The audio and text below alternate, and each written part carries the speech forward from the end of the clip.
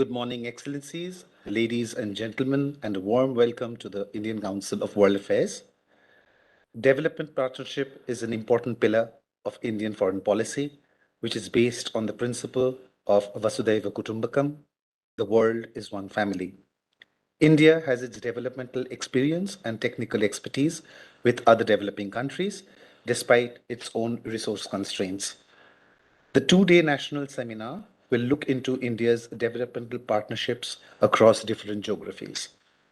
It will try to take stock of past and present initiatives with the objective of understanding the challenges for the future. We will start with the inaugural session, followed by the technical sessions. I would request Director General Ambassador Vijay Thakur Singh, ICWA, to deliver her opening remarks. Good morning, everyone, and thank you for joining Secretary ER, Shri Dammu Ravi, Additional Secretary ER and DPA, Shri Prabhat Kumar, Professor Sachin Chaturvedi, Director General RIS, Ambassador Amar Sinha, Ambassador Kantal, who I see on the screen, and all distinguished speakers and participants. It is my pleasure to welcome you to this India ICWA National Seminar on the topic India's Development Partnership Expanding Vistas. Over more than past 7 decades, India has steadily walked the path of economic growth with impressive developments of its agriculture, industrial, and technological bases. India has established a range of institutions in these sectors and at the same time also focused on building its educational institutions and setting up a strong ecosystem for R&D and innovation. It has expanded its railway, roads, and highway networks, as well as built extensive network of airports. Even as it has been developing itself, India has continually shared its expertise, its developmental experiences with other countries. Resultantly, India's development partnership has become one of the principal tools for strengthening its ties with other developing countries and a pillar of its foreign policy. India believes that countries grow and develop on the basis of reliable partnership and cooperation. India's development partnership is based on trust, on an understanding of the requirements of its development partners, and a commitment of working together with them so that the partnership ultimately leads to capacity building and contributes to sustained growth and sustainable development of the partner country. One of the basic features of India's development cooperation is that it does not come with conditionalities. Outlining this philosophy, Prime Minister Narendra Modi, in his address to the Ugandan Parliament in July 2018, while speaking about India's engagement with Africa, said, and I quote, "Our development partnership will be guided by your priorities. It will be on terms that are comfortable for you, that will liberate your potential and not constrain your future. We will build much local capacity and create as many local opportunities as possible," unquote. India's involvement in South-South cooperation has been long, regular, and fruitful. The instruments that have molded India's model of development partnership are grants in aid, line of credits, capacity building, and technical cooperation. India's development cooperation ranges from energy to engineering, from health to housing, from IT to infrastructure, from sports to science, from disaster management and humanitarian assistance to restoration and conservation of cultural and heritage assets. Our efforts in capacity building by providing annual training slots under the Indian Technical and Economic Cooperation, ITEC, began in 1964. ITEC is now a flagship program of assistance of Government of India, which has grown substantially over the years. At present, 161 countries in Asia, Africa, Eastern Europe, Latin America, Caribbean, Pacific, and small island developing nations are participating in this program. In January 2012, to pursue its development partnership with greater vigor, the Ministry of External Affairs set up the Development Partnership Unit for implementing policies, projects, and capacity building initiatives. It has now completed 10 years. Our national seminar today provides an occasion to take stock of DPA's activities, its achievements, its challenges, and deliberate the future course of action. India has been very clear that South-South cooperation, particularly the lines of credit and soft loans, should neither be an undue burden on recipient countries nor result in unsustainable indebtedness, thereby making it counterproductive and hindering the overall development of the recipient country. There are some challenges in the implementation of both grant projects and line of credit, which do impact the pace of execution of projects. These issues are best addressed through dialogue and consultation with the government of the host country. Apart from bilateral cooperation projects, today India is working with third countries in a third country format such as the India-Brazil South Africa Fund. It has also established the $150 million fund under the India-UN Development Partnership that supports 66 projects in 52 countries.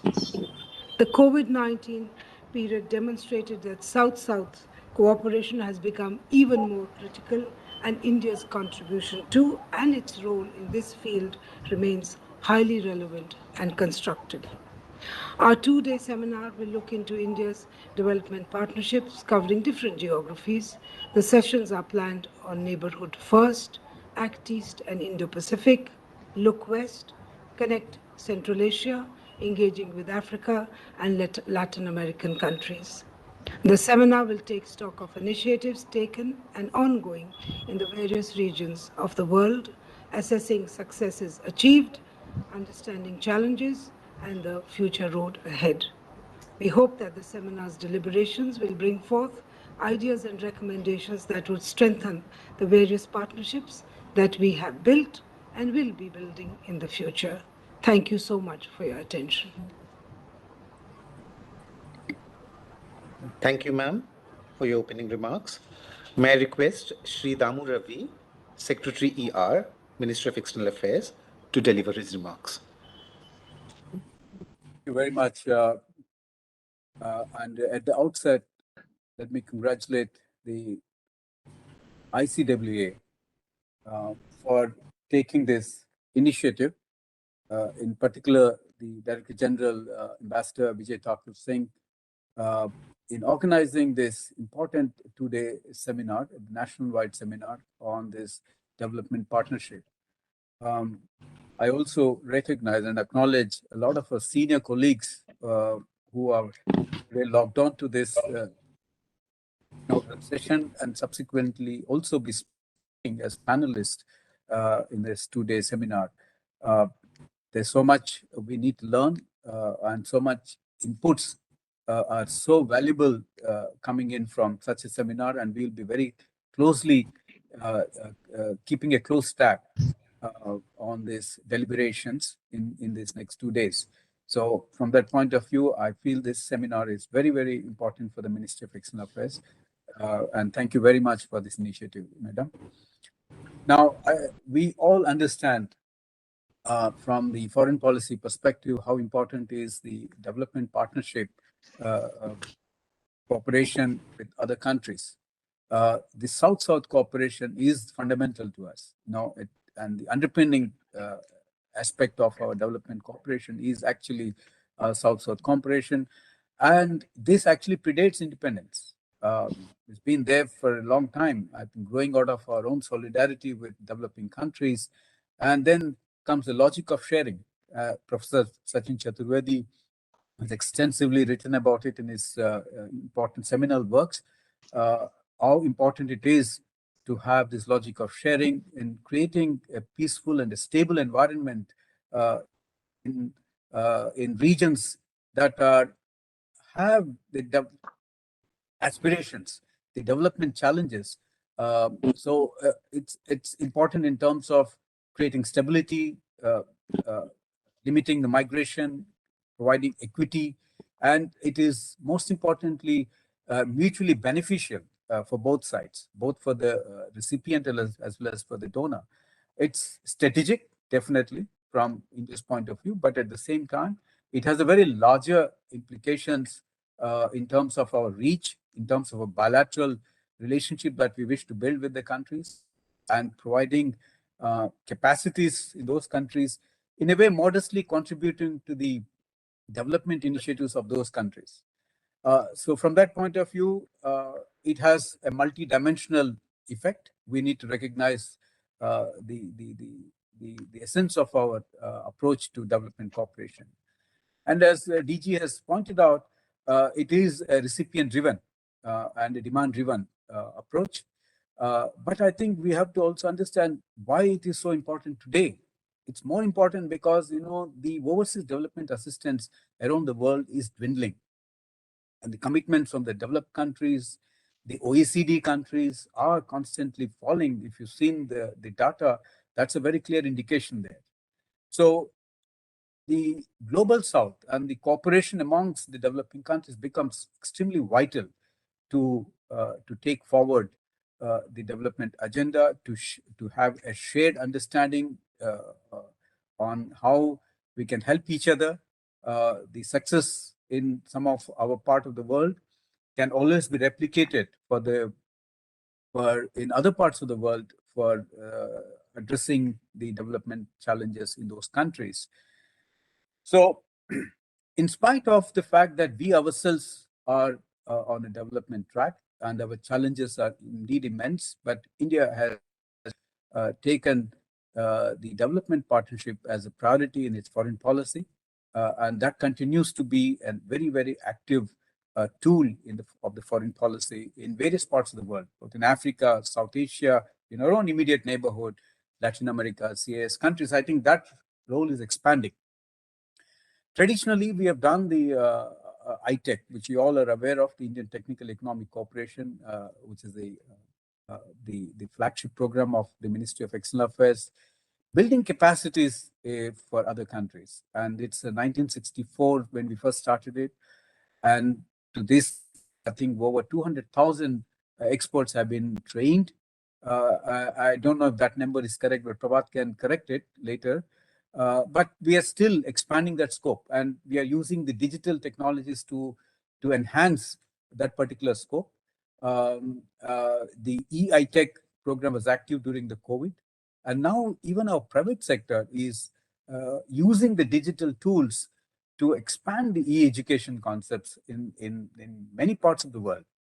And that's extremely pleasing, because it's just not the government putting in its capacities or its funding and training our friends from foreign countries in various sectors, but also the private sector has now become very active, and we need to recognize the value they create in the e-education field.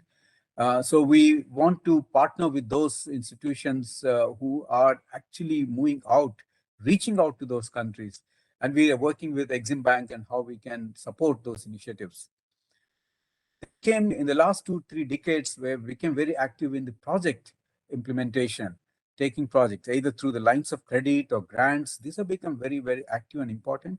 And again, Prabhat would give very accurate number, about 600 projects, either completed or ongoing. And I think about 300 have already been successfully concluded, but a lot more is happening and ongoing. What I feel personally, and I still feel that my own understanding is evolving and still to find clarity, is the extension of these projects into commercial space. We need to ensure that to become more sustainable in our projects, if our trade and investments have to multiply because of the development partnership projects that are already there in those countries, then we should have a commercial linkage, a commercial viability of this project needs to find some kind of attraction in this country. So we will be again looking for some clarity on those from the deliberations here. And of course, I must say that our processes are not perfect. We are open to criticism.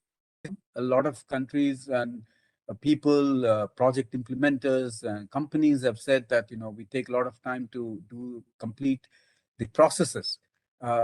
So there is room for improvement there. We are open to ideas. We are open to new ideas coming from these deliberations as how we can reduce that gap.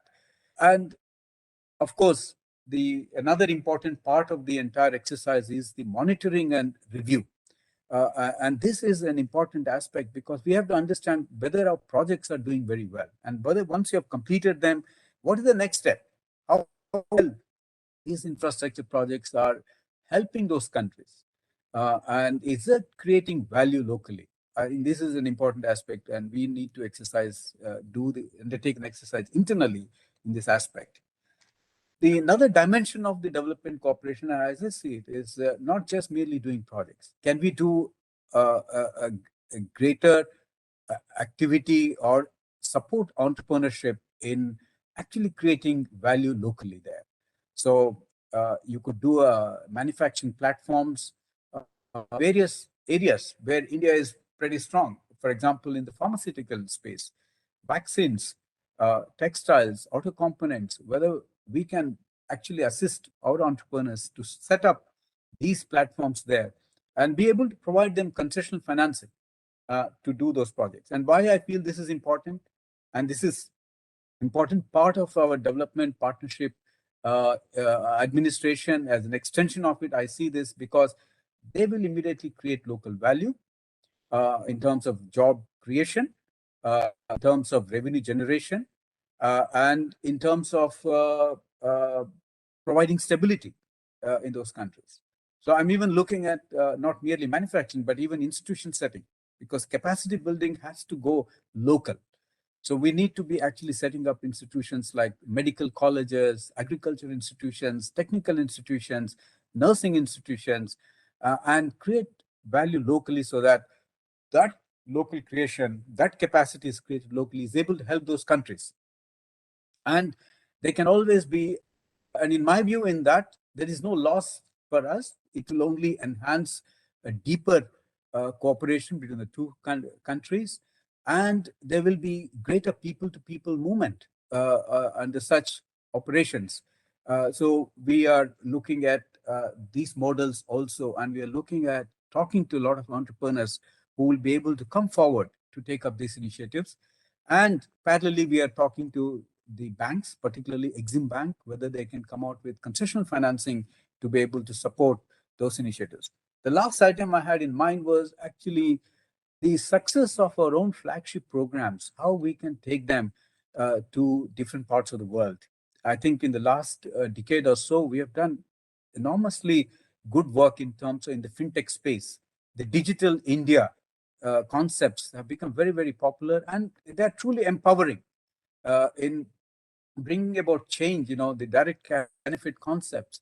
These are all ideas that we feel can be introduced under the development cooperation partnership. And so is Ayushman Bharat, the way we handled it in our country, and still is a very, very successful program. Har Ghar Jal, be able to provide piped water, and Har Ghar Bijli. There's another concept where you're able to bring in electricity to far-flung areas in remote corners of the world, and in a most cost-effective manner. And that is where the success of the Indian programs will come in. So I know India cannot do everything, but I think time also has come for us to think whether these programs can be done under a trilateral cooperation framework. And many countries in recent times have come forward giving us these ideas and telling us, look, India is a model for development. And for many countries would be interested to replicate our success stories in those countries. So we should be looking at trilateral cooperation to introduce programs in different parts of the world, because ours are cost effective and also have a high impact locally. Well, I know there are a lot more ideas will come out from these 2 days national. I don't want to go deep into these areas, and we will be really, and myself, Prabhat, and my team in the Ministry of External Affairs will be having a very close tab on the deliberations, and look forward to fresh ideas coming from there. There are lots of eminent speakers, and there's so much to learn from all of you. I wish all the success for these 2-day seminars and interesting deliberations and interesting exchange of ideas. Thank you very much for this opportunity. Thank you, sir, for your enlightening remarks. I now request Shri Prabhat Kumar, AS, ER, and DPA, Ministry of External Affairs, to deliver his remarks.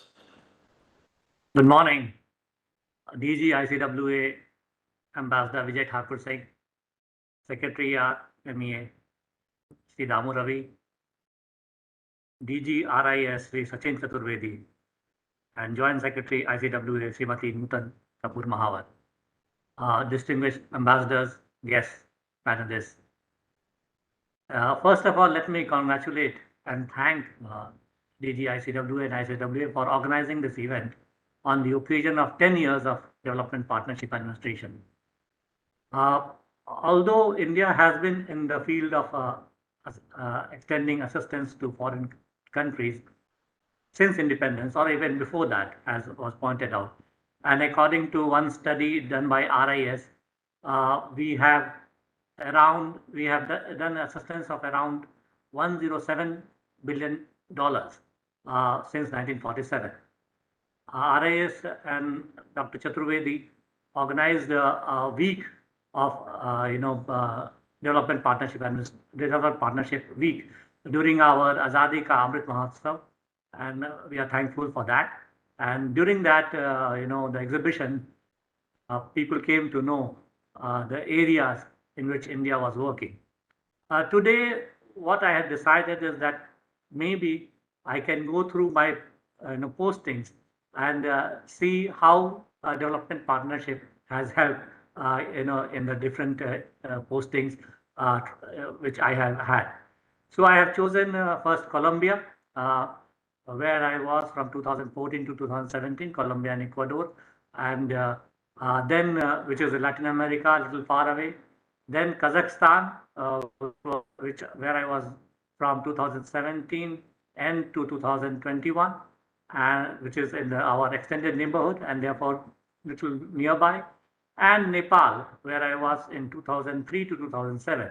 So different countries, different regions, and different kind of experiences. And thereafter I will speak about where we are going. Secretary spoke about some of the things which we are planning, and I will expand a little bit on that. So let me start with Colombia. Colombia, as soon as I went there, there was a request from the Ministry of Education if we can do something for training their teachers in English language, in school teachers. And I immediately took it up with DPA, the DPA 2 division which looked after this, and FLU, English and Foreign Language University in Hyderabad. And they agreed, and 25 teachers were sent from Colombia to Hyderabad, and the experience of the teachers and the feedback they gave after returning was so good that Colombia wanted to train more teachers, more such classes, and teachers also. They wanted teachers to come to Colombia. Well, all this was not possible. We continued to train 25 teachers every year because we had the FLU had other commitments. But then Colombia devised its own way of getting teachers from India. They offered 1-year scholarships through their embassy, which will cover all the costs and also some salary. And the embassy here selected teachers and started sending them to Colombia. And they were deployed all over Colombia in universities and schools. And therefore, wherever I went in Colombia, in universities or to the town, and there was demand for more teachers, that if India can send more teachers.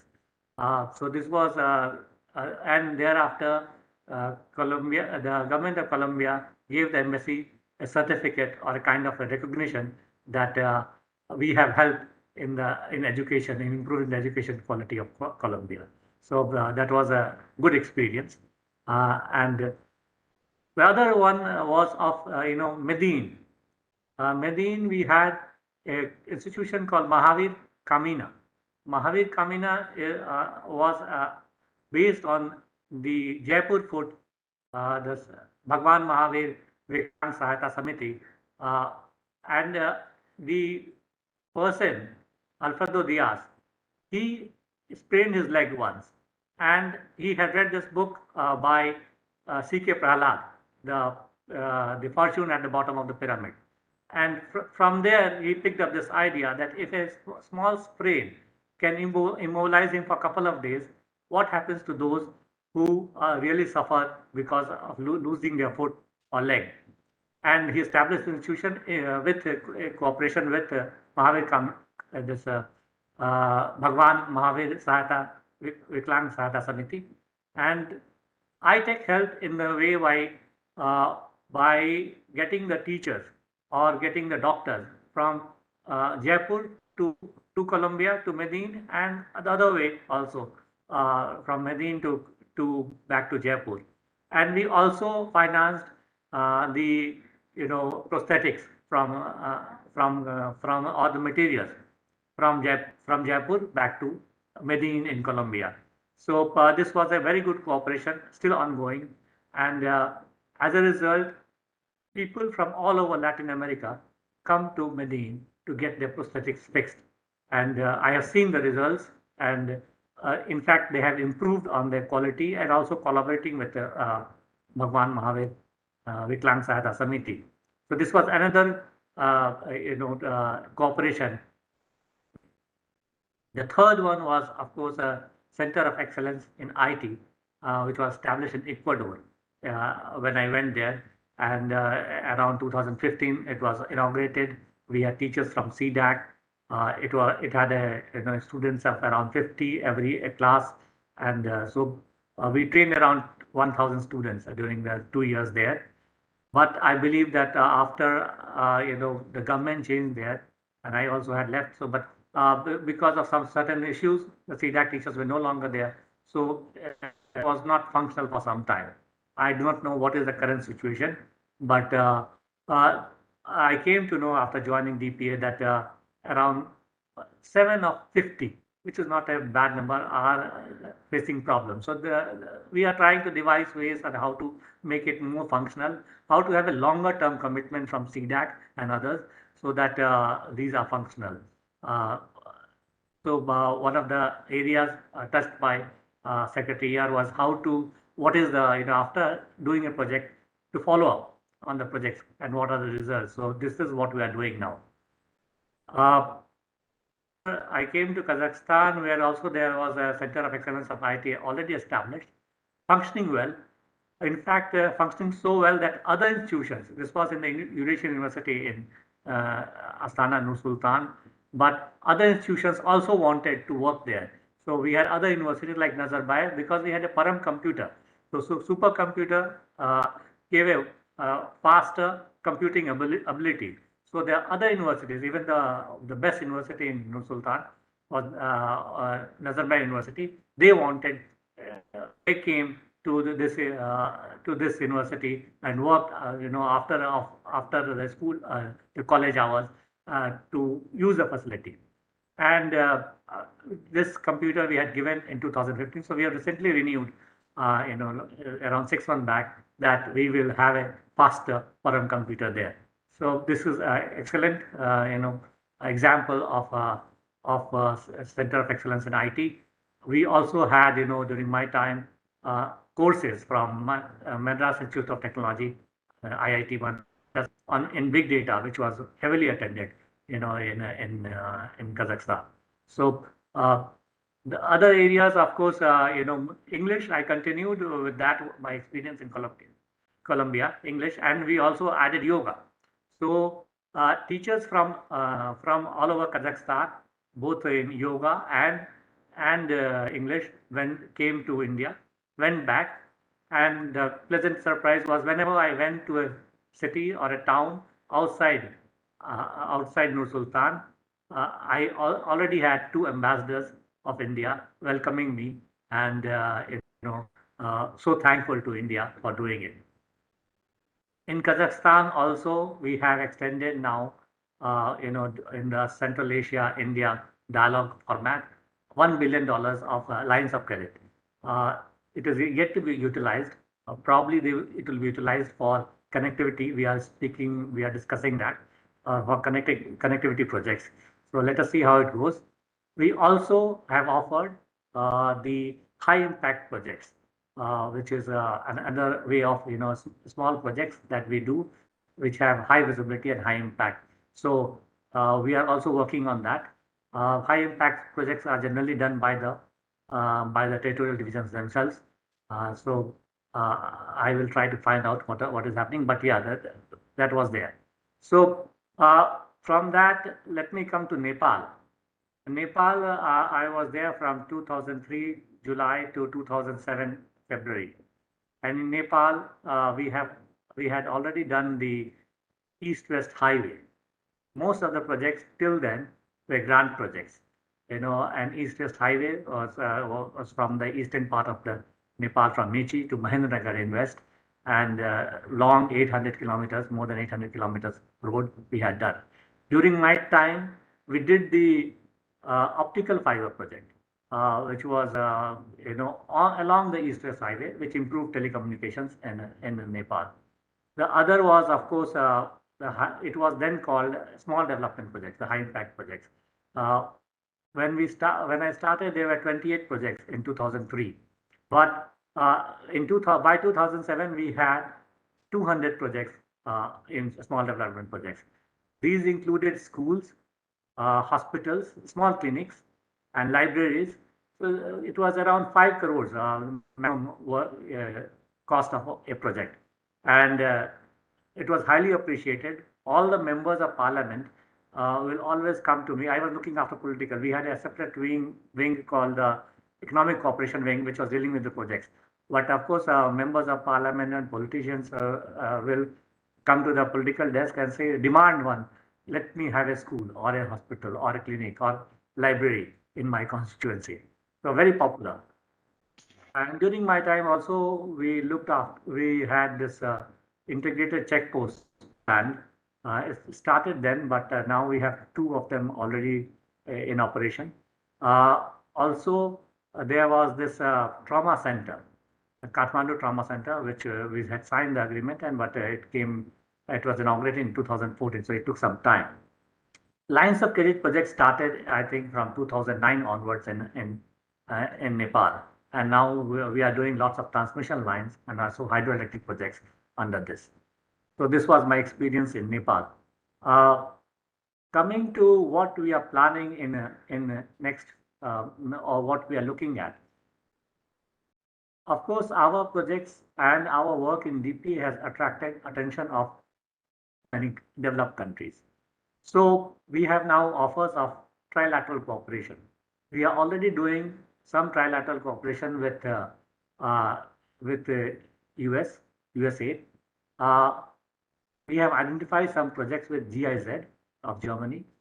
We are talking with EU, also other countries, JICA from Japan, and probably this will be one area which will be new, and DPA will look more towards this in coming future.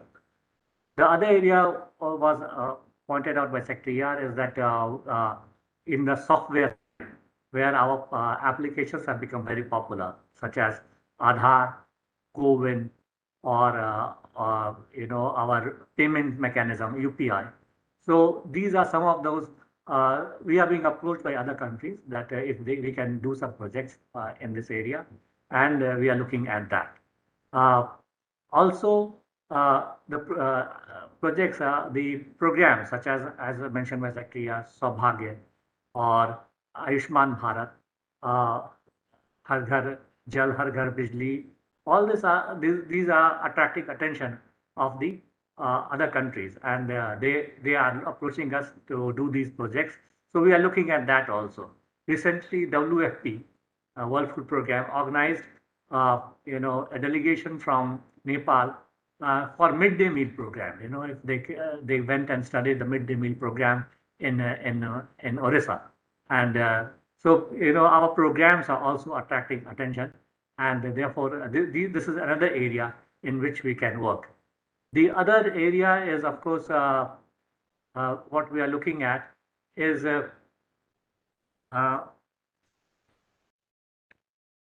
e-iTech. E-iTech, it became very popular during the COVID times, and in 2020-21 we did 60 e-iTech courses, and in 2021-22 we have done 120, and there's a lot of demand even after in-person iTech has started. There is a lot of demand for e-iTech because it is simpler, quicker to deliver, and there's no travel involved.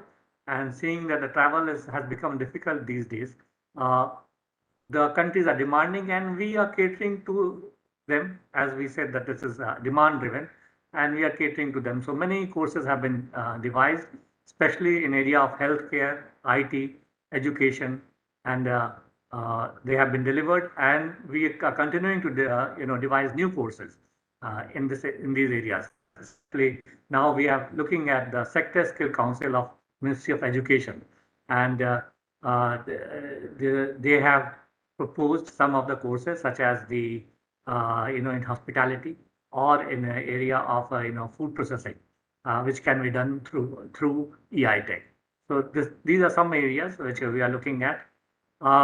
We will be happy to to follow the deliberations of today and tomorrow and learn from it, and also happy to receive suggestions, recommendations from your side, from all the and the speakers to further improve DPA. Thank you very much, and thank you for organizing this seminar. Thank you. Thank you, sir. Now I request Professor Sachin Chaturvedi, Director General RIS, to deliver his remarks.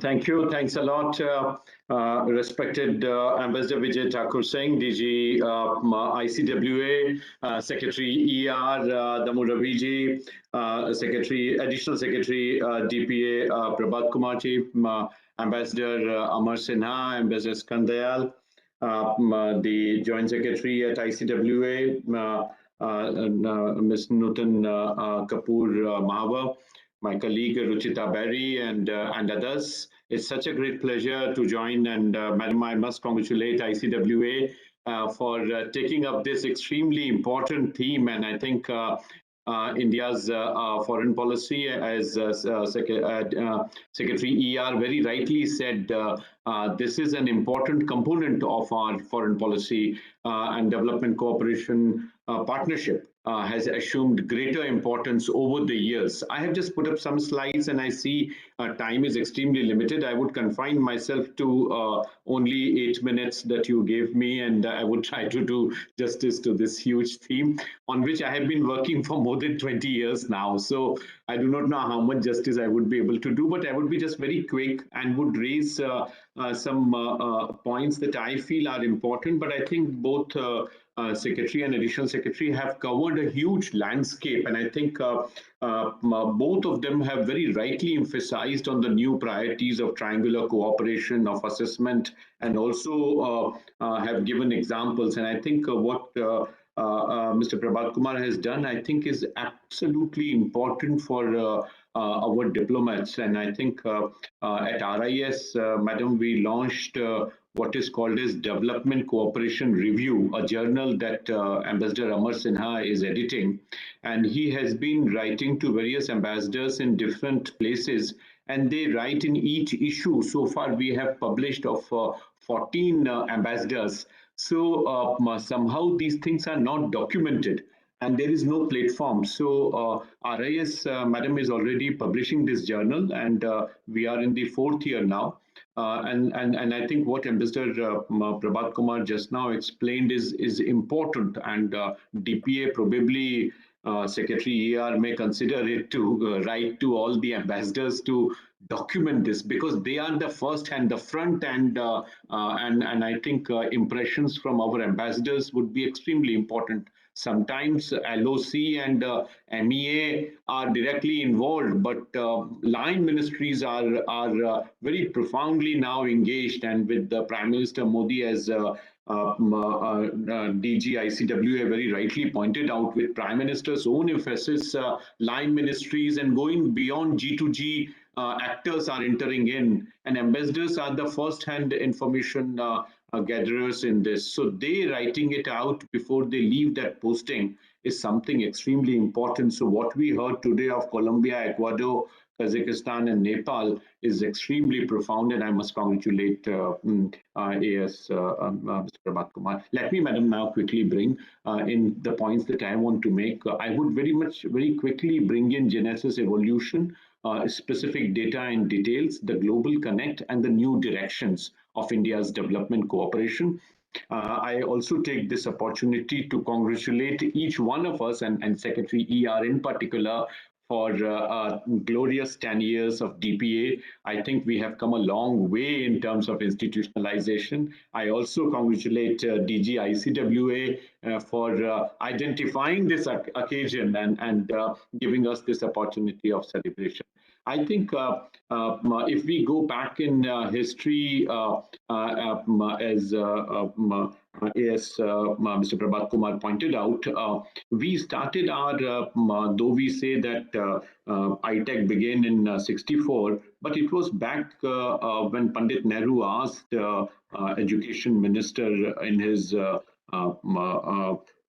government that was there in 1946, the provisional government that was there, Shafat Ahmad Khan, to bring in students, and at our ICAR at that point, it was Pusa Agriculture Research Institute, students from neighboring countries, and eventually students from Indonesia and China both joined, and that was actually, in my view, beginning of the ITEC program. But immediately in 1949, we introduced cultural scholarships, 75 of them for various developing countries. So that was actually our effort, endeavor to take the idea forward and bring in the partnership. And that was the pragmatism with which we joined the Colombo plan of the Commonwealth Assistance Program, the third country assessment program of the United States, the technical assistance program of the UN. So MEA, in a way, established several of these entities, which eventually became part of this. In this table, I have just tried to put together evolution of our exercise as we celebrate the 10th anniversary of DPA. I think good peep in history would be extremely important. And as I said, 46 October, actually our development cooperation partnership started of independent India, though for centuries India is known. I'm not getting into those details at this point, but I think that's also fascinating history. And in my book, Logic of Sharing, I have covered part of that. 47, India established the Economic Affairs Division, EAD, in the headquarters in MEA to bring in economic development and foreign policy together. And then we announced the 70 fellowships in 48, which became 75 in 49. But because of the scale of economies, etc., the EAD, the Economic Affairs Division, was closed. And I would come back on a little later. But then, much ahead of USID and others, India's proliferation of projects from 1949 to 1953, it was so high and so many projects were going on that India thought of establishing Indian aid mission in Kathmandu. And in my book, I have written that had there been some thought, it could have been connected with the headquarters. But it was a ground mission, an Indian aid mission to coordinate Indian projects in Nepal. And that was in 1954. Several accomplishments of IAM, but meanwhile in 61, the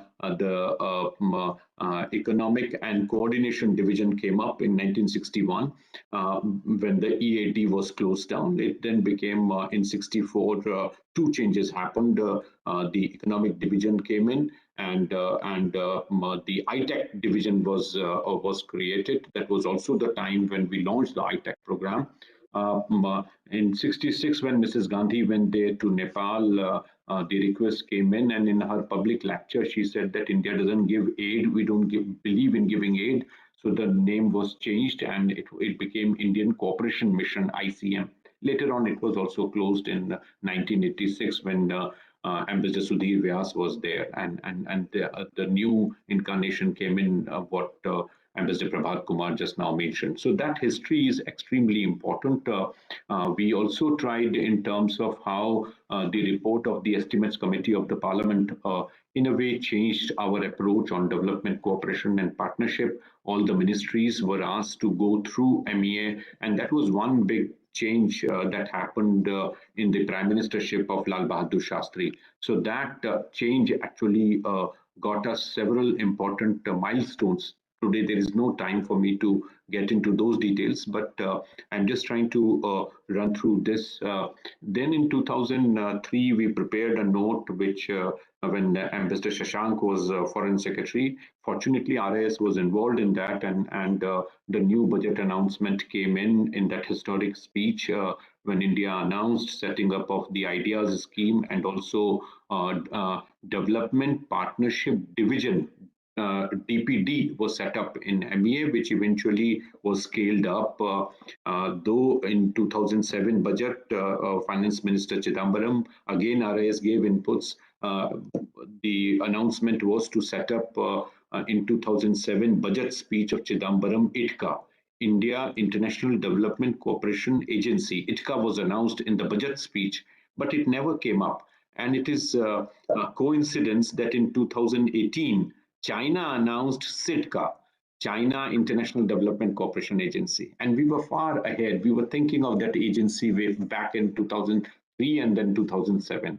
But it never came in. But Prime Minister Dr. Manmohan Singh pressed for setting up of some institutional mechanism, and P.S. Raghavan, who was in PMO at that point in 2011, then the idea came in, and the Development Partnership Administration, DPA, came in, which was far more scaled down version of an independent agency, which was envisaged in form of ITCA in 2007. But this came in, and DPA in a way played an extremely important role, which we heard from Ambassador Dammu Ravi and also Mr. Prabhat Kumar.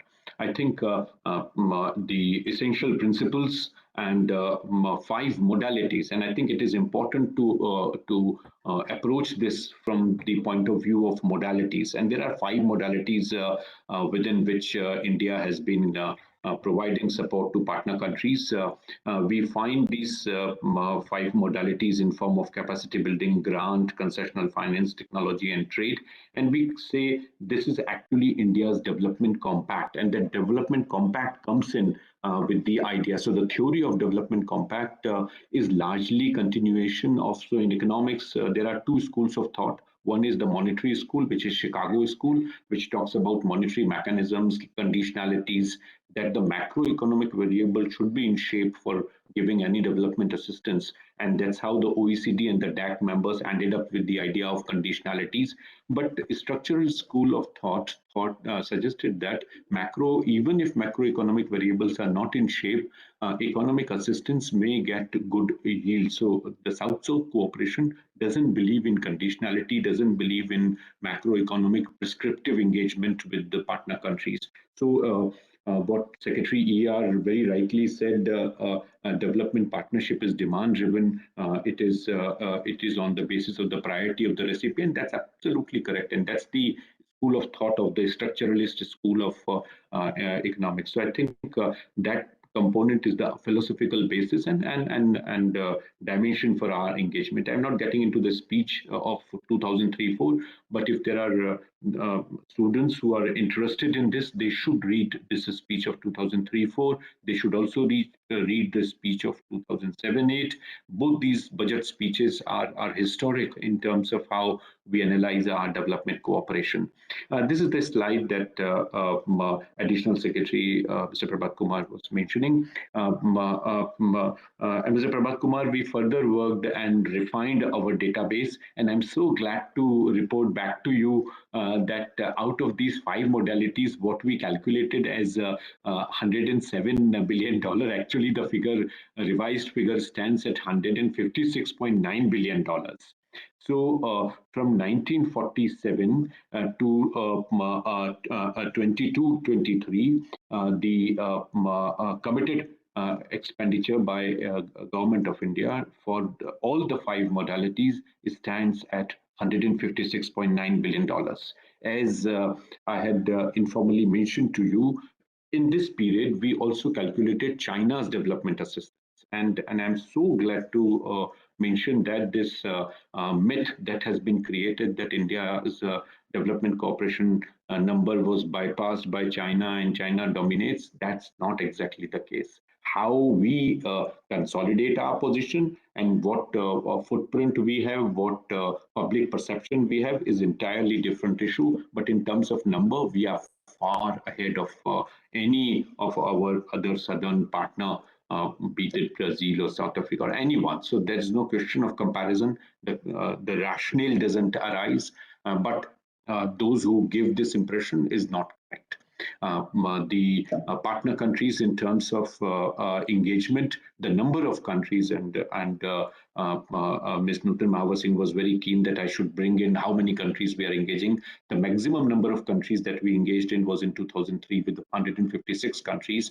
But even now, it is around, it is varying from year to year. But at this point in 2019, the last number for which ITEC figures are there in the public domain, the number stands close to 152. Then it is now in 111. The training in India has expanded from 1947 to 2020, according to our calculation, which Secretary ER was very keen to know. Sir, the number stands at 4,15,605. These many people we have trained from 47 to 2020. If I get the numbers of 21, 22, I would be very happy to add it. And we started with Indonesia. In fact, this slide would give you the pre-ITEC picture, which I wanted to bring into DG ICWA. Madam, when we started in 46 with the 8 individuals, 49, we announced 70 scholarships, 53 we gave to another 100. The total number from 49 to 64 prior to ITAC, and the cumulative number is 1,750. That's the number, and then there are these specialized training programs and structured training program. I see that I'm already crossing my time limit. This is the huge proliferation of ITEC. ITEC we prescribe in one word, but the plurality and congratulations to DPA too for bringing in this diversity in courses. I mean, you can't just read the font size, and I wanted to bring in many more such courses here. The diversity of these courses is humongous. No other country, I'm sure, is offering such a wide variety of ITEC programs. The lines of credit, India has provided total 581 lines of credit, right from 1948. Myanmar was the first country that was given line of credit as part of our sterling account, and 77.9 billion so far have been spent by India for 581 lines of credit till 2020. The grant element. So as I said here, you would recall I said that there are these 5 elements. So grant is one of them. Newspapers and others very often they say India's grant to Nepal. We say that is not the way. You should include expenditure on capacity building, trade, technology, concessional finance all together to say what is grant element. But newspapers take very minor view of our development assistance. But at this point, our grant stands at $50 billion right from 47 till now. Similarly, in 2008, we introduced duty-free, quota-free access. The revenue foregone from this scheme stands at $7.1 billion. Technology transfer, we have already spent a huge amount in terms of giving the support, the number I have already given earlier. A huge plethora of institutions, and I'm at RIS in last 10 years, we have analyzed annual report of all ministries. So our database covers not just ME expenditure, but even of the line ministries. The new trends are new definition of ODA, the triangular cooperation, impact assessment, for which I think MEA has to do much more.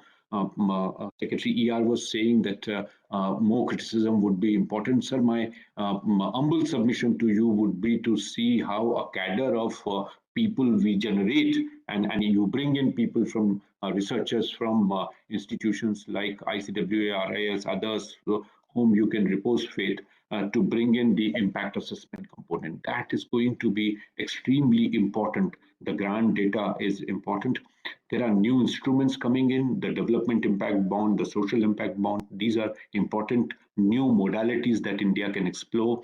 The idea of interdependence, the idea of result-based mechanisms, the idea to shift from quantity to quality, entitlement-based approaches to entrepreneurship-based approaches, integrated approach through Agenda 2030 or localization of development. And that's India's biggest advantage vis-a-vis BRI.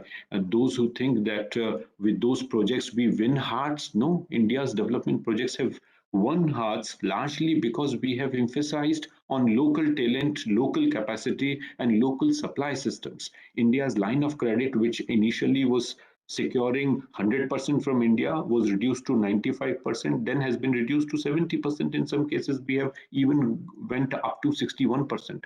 So in case of Laos and Cambodia, we reduced it to 61%. So we are creating space for local securing local supply systems. So line of credit is not purely Indian supply system. Way forward line of credit, as was suggested, has to go through some change.